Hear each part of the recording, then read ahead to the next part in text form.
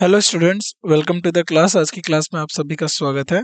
तो last class में हम बात कर रहे थे गैस लॉज को लेकर। तो गैस लॉज की कुछ प्रॉपर्टीज यानी गैस की कुछ प्रॉपर्टीज को लेकर बात करी हमने कि प्रेशर क्या होता है, टेम्परेचर क्या होता है, वॉल्यूम क्या होता है और गैस किस तरीके से कंप्रेस होती है या फिर प्रेशर के साथ कैसे रिएक्ट करती है, टेम्परेचर के साथ किस तरीके से रिएक्ट करती है, इन सब को लेकर चर्चा करी।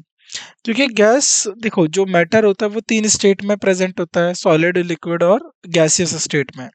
तो गैसियस स्टेट को लेकर उसकी कैरेक्टरिस्टिक्स बताई, उनके बीच में जो इंटर एटॉमिक या फिर आप बात करें इंटर मॉलिक्यूलर अट्रैक्शन होता है वो बहुत कम होता है ना। उनके जो जो आणविक हम बात करें आकर्षण, वो काफी कम होता है और उस कम आकर्षण की वजह से उनके बीच में स्पेसिंग बहुत ज़्यादा होती है।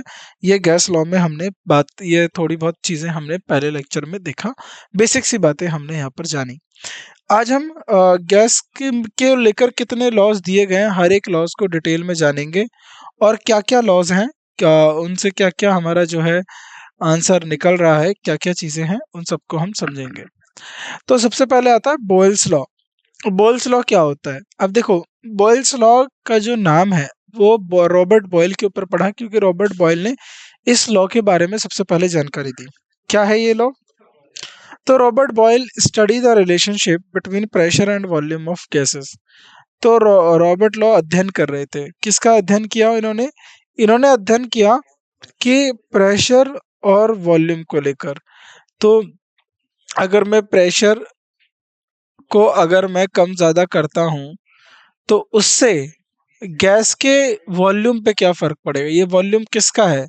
ये वॉल्यूम ऑफ गैसेस, गैसेस के वॉल्यूम पे क्या फर्क पड़ेगा, इस चीज को लेकर रॉबर्ट वो जो है बॉयल्स लॉ है वो स्टडी कर रहे थे। और उन्होंने अपनी स्टडी में क्या पाया, इसको और हम थोड़ा डिटेल में देखते हैं। इन 1962 he found that volume of a given mass of a dry gas, तो बात है 1662 में, काफी पुराना है ये बॉयल्स लॉ। तो देखो, फिजिकल केमिस्ट्री काफी पुरानी है और उसी टाइम पे ये सारी चीजें जो है क्लियर हो गई थी। 1662 में उन्होंने पाया कि एक निश्चित द्रव्यमान को शुष्क गैस का आयतन स्थिर तापमान पर उसके दबाव से व्युत्क्रम मानुपाती होती है। यानी he found that the volume of a volume of a given mass of a dry gas is inversely proportional to pressure at a constant temperature।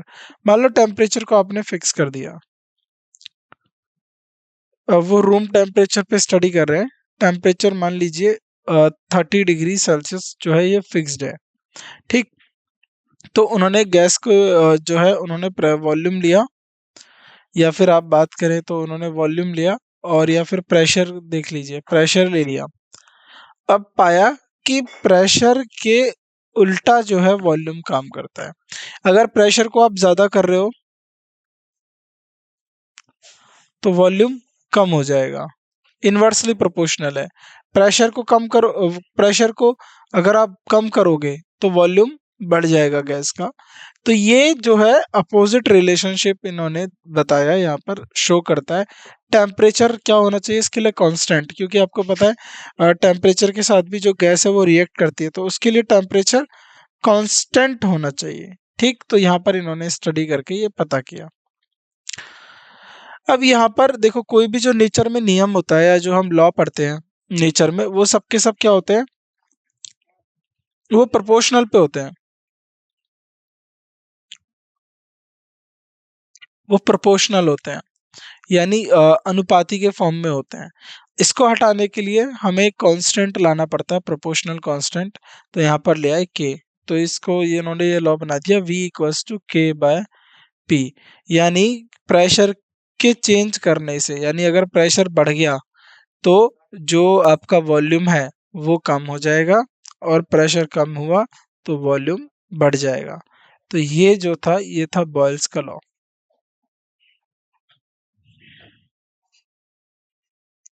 इसको नोट डाउन कर लेंगे। बॉयल्स लॉ ने किस में रिलेशनशिप बताया, संबंध किस में बताया? Relationship, relation between pressure and volume, ठीक है। तो प्रेशर और वॉल्यूम के बीच में इन्होंने क्या बताया, इन्होंने अपना रिलेशन बताया। ठीक, ये चीज आप पता करते चलेंगे।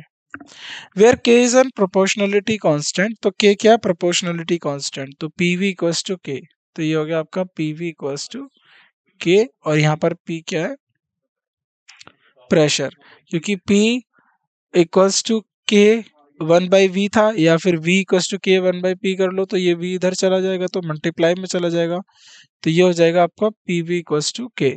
ठीक है, it means that the product of volume and pressure of a given mass of gas at constant temperature is constant, यानी इसका मतलब ये है कि स्थिर तापमान पर गैस के दिए गए द्रव्यमान का आयतन और दबाव का गुणनफल स्थिर होता है।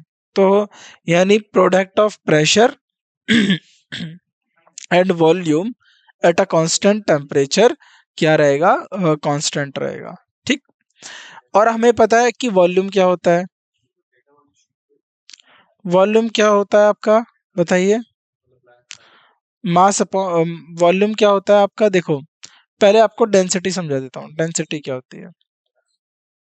डेंसिटी होता है कि द्रव्यमान प्रति आयतन कितना है, द्रव्यमान प्रति आयतन, वॉल्यूम, और वॉल्यूम होता है मास अपॉन डेंसिटी, वॉल्यूम होता है मास अपॉन डेंसिटी। ठीक है, तो यहाँ पर अगर हम इस तरीके से भी लिख सकते हैं, P equals to M into D,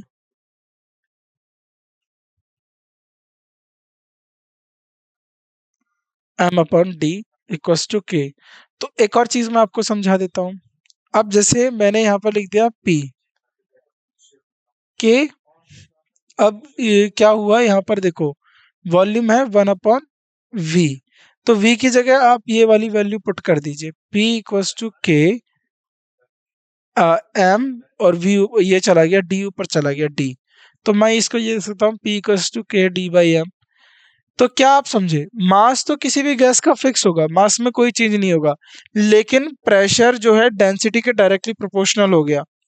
यानी अगर आप प्रेशर को बढ़ाते हो, अगर आपने प्रेशर बढ़ा दिया तो डेंसिटी बढ़ जाएगी, तो यानी सारे पार्टिकल्स पास में आ जाएंगे, घनत्व बढ़ जाएगा गैस का। अगर आप वहीं प्रेशर कम करते हो तो घनत्व कम हो जाएगा। तो यहाँ से हमने ये चीज समझी। तो देखो जरा, तो पीवी इक्वल्स टू के, तो P equals to P into M upon D equals to K, तो P equals to K by M into D, तो ये तो कांस्टेंट होता है, तो अब इसका मतलब क्या हो जाएगा, P is directly proportional to D। यानी अगर आप प्रेशर में बढ़ाते, किसी का प्रेशर, गैस का प्रेशर बढ़ाओगे तो उसकी डेंसिटी कम होगी, डेंसिटी बढ़ेगी। तो देखो डेंसिटी बढ़ रही है तो वॉल्यूम क्या होता है, मास अपॉन डेंसिटी। तो देखो डेंसिटी बढ़ गई तो डेसिम, अगर कोई डिनोमिनेटर की संख्या बढ़ जाती है न्यूमरेटर से तो ओवरऑल वैल्यू कम हो जाती है, तो वॉल्यूम कम हो गया। वहीं अगर आप प्रेशर कम करोगे, प्रेशर कम करोगे तो डेंसिटी क्या होगी, कम हो जाएगी। तो ये सारी जो बातें हैं, ये सब किसने निकाली, बॉयल्स लॉ ने। तो ये कहाँ से सारा निकला, बॉयल्स लॉ, और बॉयल्स लॉ ने रिलेशन किस पे दिया, प्रेशर एंड वॉल्यूम,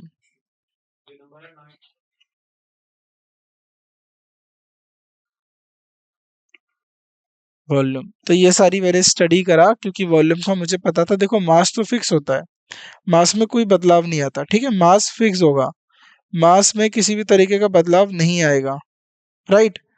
तो जब मास फिक्स्ड होगा, मास में कोई बदलाव आएगा ही नहीं, तो ये तो कॉमन अंडरस्टूड सी बात है कि डेंसिटी में कम ज्यादा होगा, तो डेंसिटी यहाँ पर जो है चेंज होगी, राइट, क्या होगी, डेंसिटी आपकी यहाँ पर चेंज होगी।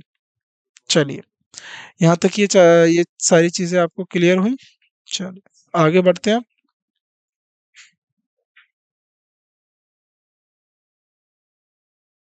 चलो।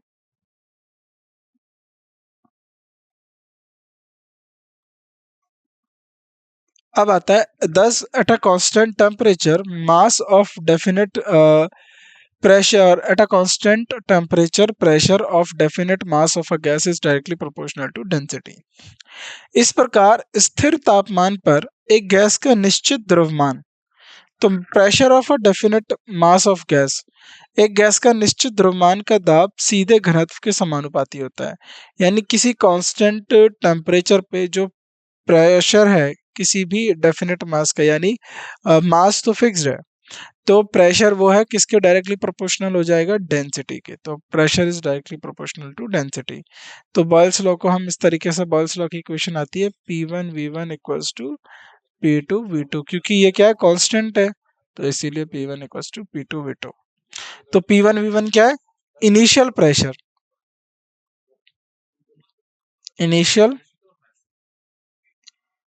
Pressure and volume, P1 V1। Final pressure and volume, क्योंकि इनका प्रोडक्ट तो सेम होना चाहिए, फाइनल प्रेशर। अच्छा, इनका प्रोडक्ट क्यों सेम होना चाहिए, आपके अगर आपके जहन में या फिर दिमाग में अगर ऐसा कुछ आ रहा है तो इसके पीछे का रीजन सुन लीजिए। P2 V2, देखो इनिशियली प्रेशर कम था, ठीक है, तो वॉल्यूम ज्यादा था। बाद में प्रेशर की वैल्यू बढ़ गई तो वॉल्यूम की वैल्यू भी तो कम हो गई। ऐसा नहीं है कि दोनों घट रहे हैं दोनों बढ़ रहे हैं, एक घट रहा है एक बढ़ रहा है, एक बढ़ रहा है एक घट रहा है। तो ये इसके पीछे का रीजन है, ठीक है। तो इसीलिए ये दोनों जो है बराबर होंगे। तो P1 equals to P1 V1 equals to P2 V2, ये आपका क्या है, बॉयल्स लॉ, और बॉयल्स लॉ की इक्वेशन है। तो यहाँ पर ये चीजें क्लियर हुई, बॉयल्स लॉ और बॉयल्स लॉ की इक्वेशंस कैसे काम करती है। चलिए,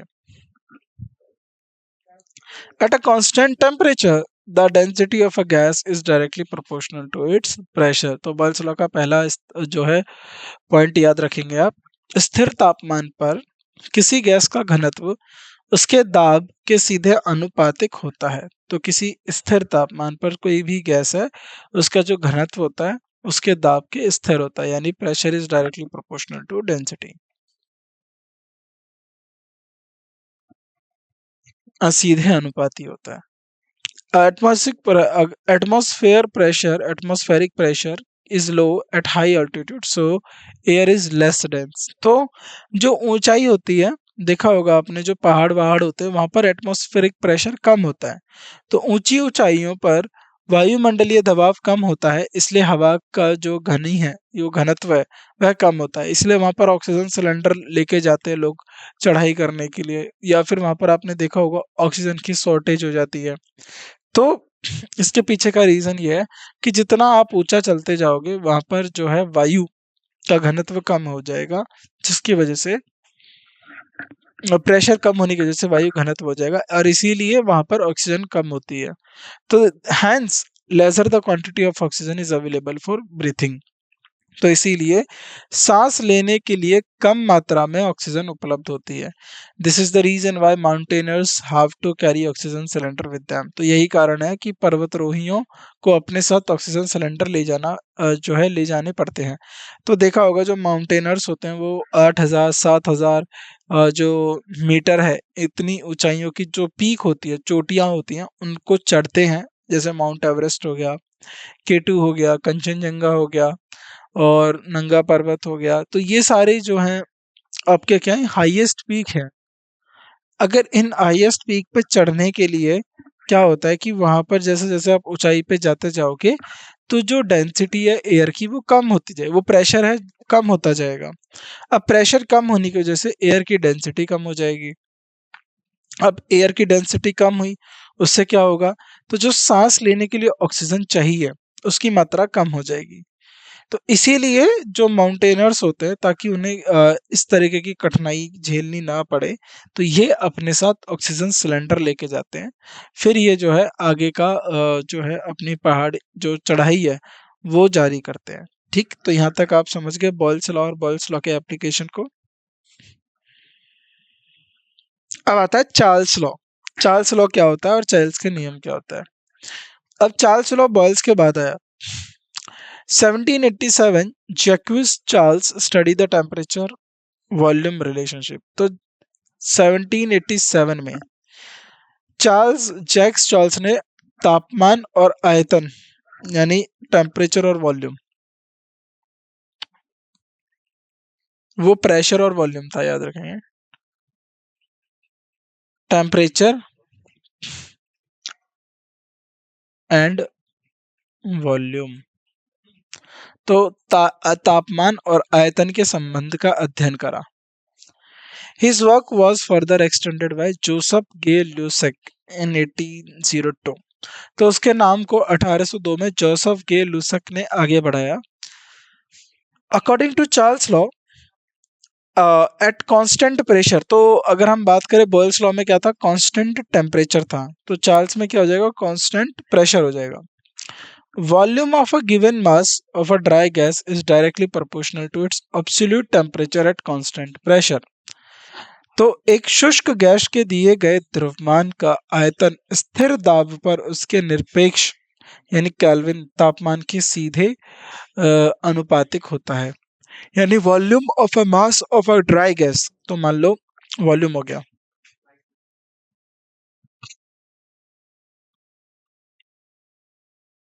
ठीक है, volume of a mass of a given mass of a dry gas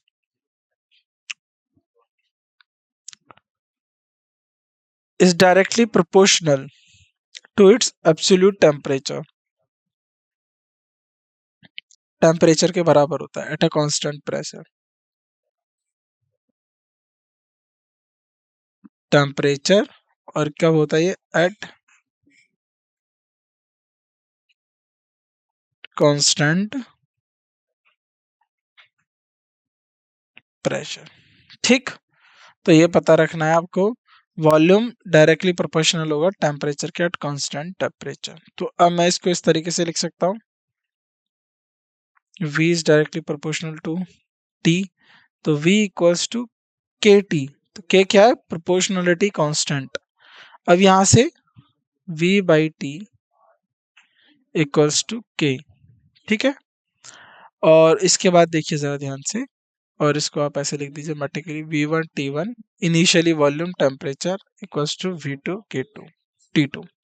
ऐसा क्यों हुआ, देखो, अब आपने टेम्परेचर बढ़ाया, ठीक है, टेम्परेचर बढ़ाया, तो अगर आप वॉल्यूम को इस तरीके से देखिए,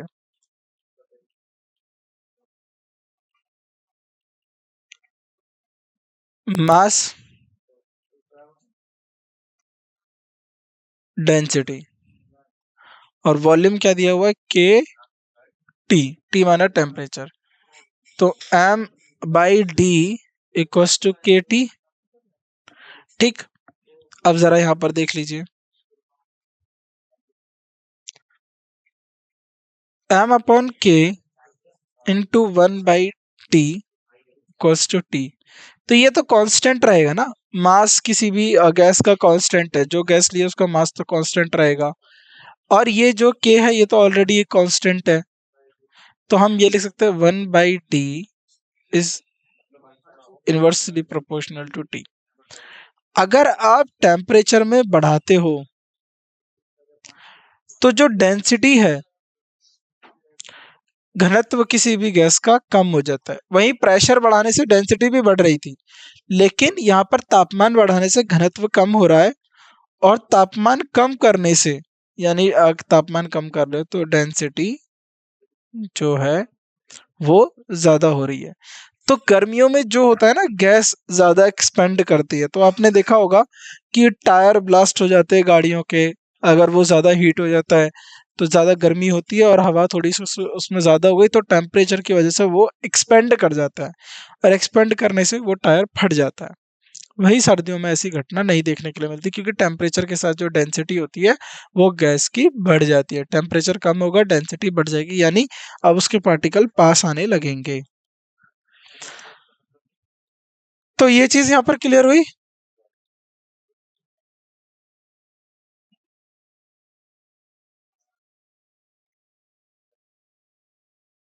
चलो आगे देखते हैं हम। When V1 and T1 is initial volume, तो मैंने ये बताया आपको V1 और T1 प्रारंभिक आयतन और प्रारंभिक तापमान है, और V2 T2 गैस के अंतिम आयतन और अंतिम तापमान है। तो कैसे? तो मान लो पहले वॉल्यूम ज्यादा था और टेम्परेचर कम था, फिर वॉल्यूम जो है क्या हुआ, देखो अब इसमें से वॉल्यूम भी बढ़ रहा है V1 T1, तो अगर ये वाली भी वैल्यू बढ़ रही है तो ये वाली भी वैल्यू बढ़ रही है, तो इनका प्रोपोर्शन तो सेम होगा, इनका जो अनुपात है वो तो सेम ही आएगा। चलिए, सिग्निफिकेंस ऑफ चार्ल्स लॉ। अब चार्ल्स लॉ के नियम का महत्व क्या है? Volume of a given mass of a gas is directly proportional to its temperature, hence density decrease with increase in temperature. तो किसी गैस के दिए गए द्रव्यमान का आयतन उसके तापमान के सीधे अनुपातिक होता है। तो किसी भी गैस, कोई भी गैस दी गई है आपको, ठीक है, volume of a given gas is directly proportional to its temperature, hence density decreases with increase in temperature. तो ये अभी हम बात कर चुके हैं कि किसी भी गैस के दिए गए द्रव्यमान का आयतन उसके तापमान के सीधे अनुपातिक होता है, इसीलिए तापमान में वृद्धि के साथ घनत्व कम हो जाता है। तो जैसे जैसे तापमान बढ़ेगा वैसे वैसे घनत्व कम होता जाएगा। For this reason hot air is filled into balloon used for meteorological purpose. तो इसी कारण मौसम संबंधी उद्देश्यों के लिए उपयोग किए जाने वाले गुब्बारों को गर्म हवा भरी जाती है। When an inflated balloon is left in bright sun, it bursts because air inside the balloon expand with the rise in temperature. तो जब एक फूला हुआ गुब्बारा तेज धूप में छोड़ दिया जाता है तो वह फट जाता है। क्यों फट जाता है? क्योंकि उसके अंदर जो हवा है वह एक्सपेंड करेगी, वो फैलेगी। तो एक्सपेंड करेगी तो जो उसकी लिमिट लगी हुई है उनको वो तोड़ के बाहर निकल जाएगी, तो वह जो हवा तापमान में वृद्धि के साथ फैलती है। अब आता है आपका गे लुसेक्स लॉ और एमोंटन्स लॉ। तो गे लुसेक्स लॉ क्या होता है इसको और समझते हैं। This law gives the relationship between pressure and temperature at constant volume. यह नियम स्थिर आयतन पर दबाव और तापमान के बीच संबंध बताता है। तो this law give relation between pressure and temperature. ये प्रेशर और तापमान, यानी दाब और तापमान, प्रेशर एंड टेम्परेचर, इनके बीच का रिलेशन बताएगा किस पे?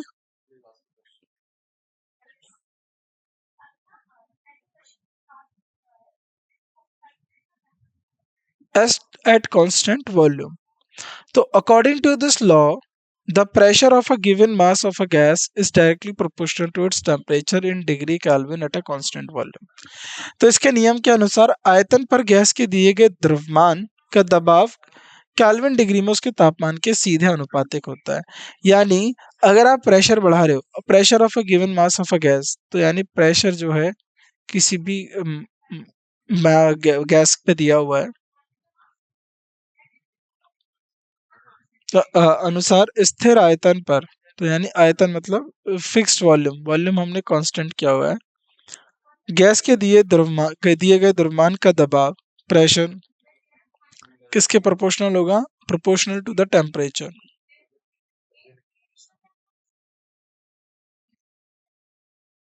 और ये टेम्परेचर आप किस में ले रहे हो? केल्विन में। आपको फ़ारेनहाइट स्केल के बारे में, डिग्री सेंटीग्रेड स्केल के बारे में और केल्विन स्केल के बारे में पिछले लेक्चर में बताया था, तो बिल्कुल यहाँ पर वही बात हो रही है। अब हमने क्या करा है? At constant volume. तो ये चीज हमने किस पे करी है? कांस्टेंट वॉल्यूम पे जो है करी है। ठीक, तो ये चीज आपके पता होना चाहिए। चलो आगे बढ़ते हैं।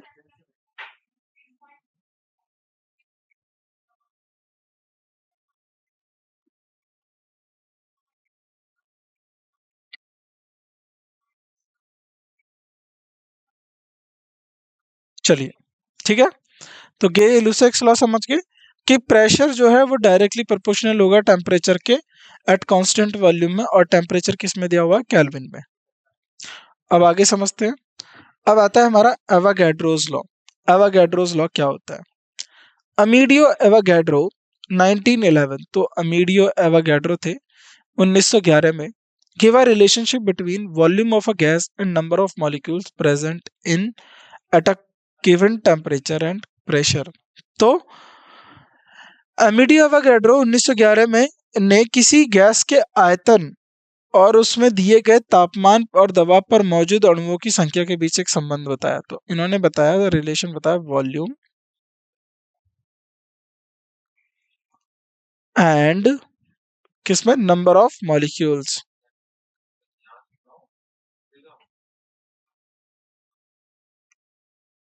मॉलिक्यूल्स प्रेजेंट किसमें, प्रेजेंट इन गैस। अब क्या, at given temperature, at given temperature, और ये फिक्स करा हुआ है एट अ गिवन टेम्परेचर। तो इनके बीच में इन्होंने संबंध बताया। और ये लॉ क्या कहता है, at a constant temperature and pressure. देखो, volume of a gas is directly proportional to the number of molecules and that is, स्थिर तापमान और दबाव पर गैस के आयतन अणुओं की संख्या n के सीधे अनुपातिक होता है। दबाव के मतलब तापमान पर आयतन अणुओं की संख्या के सीधे अनुपाती होता है, यानी volume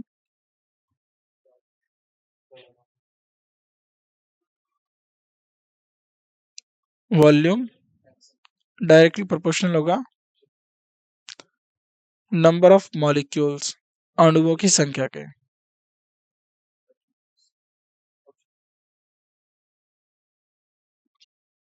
at constant pressure and temperature. तो जो वॉल्यूम है गैस का वो नंबर ऑफ मॉलिक्यूल्स के बराबर होगा किसी भी जो है प्रेशर। अब वो प्रेशर और टेम्परेचर कांस्टेंट किया हुआ है, हमने प्रेशर और टेम्परेचर को बदल नहीं रहे, ये हमने कांस्टेंट कर दिया गया है। तो P V is directly proportional to N at constant T and P.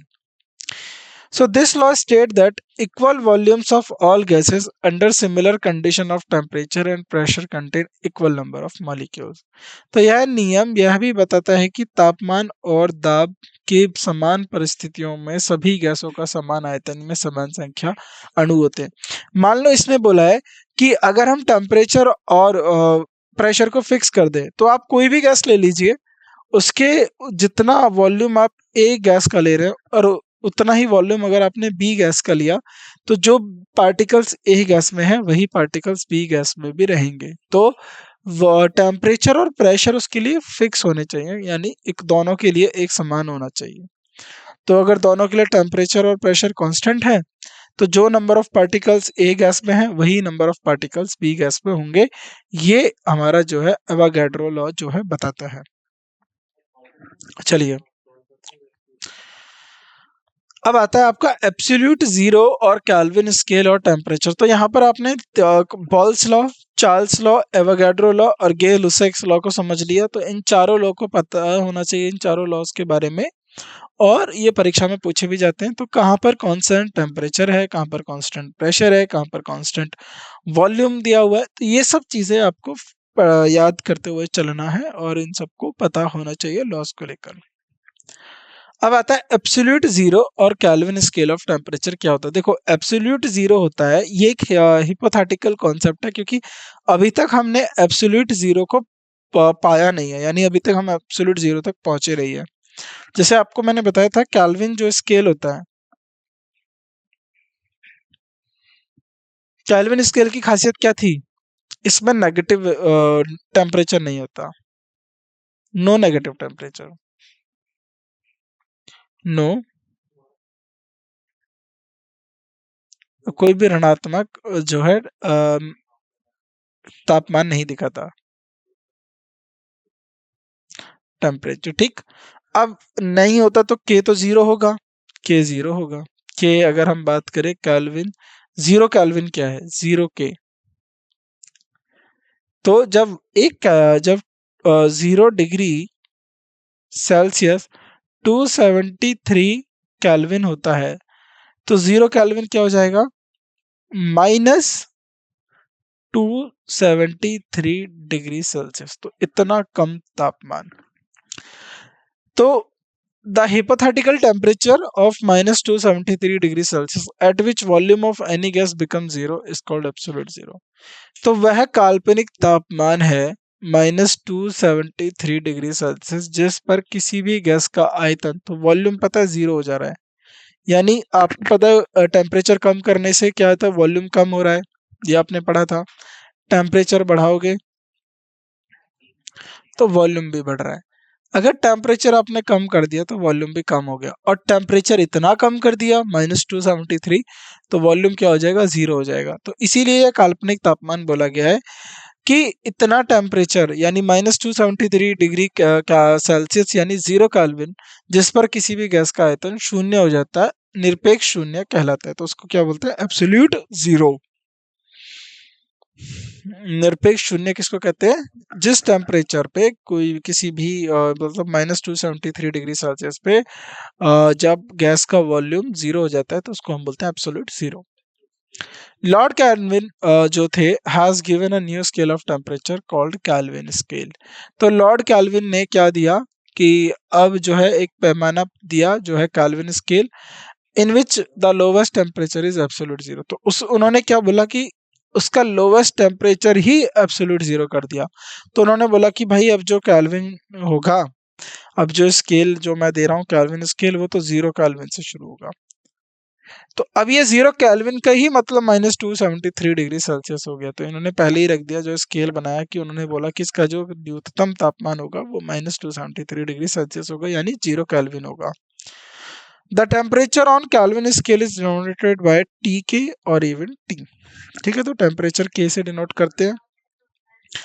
अब the Kelvin and Celsius scale of temperature are related each other. तापमान और केल्विन और सेल्सियस पैमाना एक दूसरे से किस प्रकार संबंधित है, T K equals to T degree Celsius plus 273, यानी T K equals to 2 degree Celsius 273। The freezing point of water is 0 degree Celsius, तो इसका मतलब 273 केल्विन। वाटर का बॉइलिंग पॉइंट क्या है, 100 डिग्री सेल्सियस, तो इसका मतलब है 373 kelvin. It is not possible for a gas to achieve the temperature of -273 degree Celsius और absolute zero under any condition because its volume becomes zero। तो किसी भी गैस के लिए -273 डिग्री सेल्सियस 273 डिग्री सेल्सियस या निरपेक्ष शून्य तापमान पर प्राप्त करना किसी भी परिस्थिति में संभव नहीं है, क्योंकि ऐसा होने पर उसका जो वॉल्यूम है वो जीरो हो जाएगा। तो वॉल्यूम में जीरो होने का मतलब है कि गैस का अस्तित्व ही नहीं रहेगा। तो ऐसा जो है नहीं है। Actually, a gas changes to a liquid state before attaining this temperature. Thus, absolute zero is only a hypothetical temperature of a gas. तो कहने का मतलब ये है कि जब आप टेम्परेचर इतना कम करते हुए चले जाओगे तो जो गैस है वो द्रव में बदल जाएगी। जैसे आपकी बात करें तो सॉलिड कार्बन डाइऑक्साइड लिक्विड में आपको दे, तो आप लिक्विड नाइट्रोजन देखो, लिक्विड नाइट्रोजन होता है वो बहुत कम टेम्परेचर होता है, सॉलिड कार्बन डाइऑक्साइड होती है CO2, उसका बहुत कम टेम्परेचर होता है।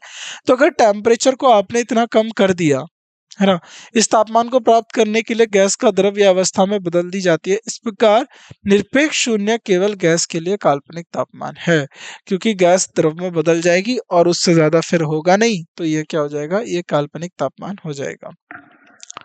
अब आता है आइडियल गैस इक्वेशन। तो आइडियल गैस इक्वेशन को देने के लिए जो भी आपने लॉस पढ़े इन सबको जो है मर्ज कर दिया।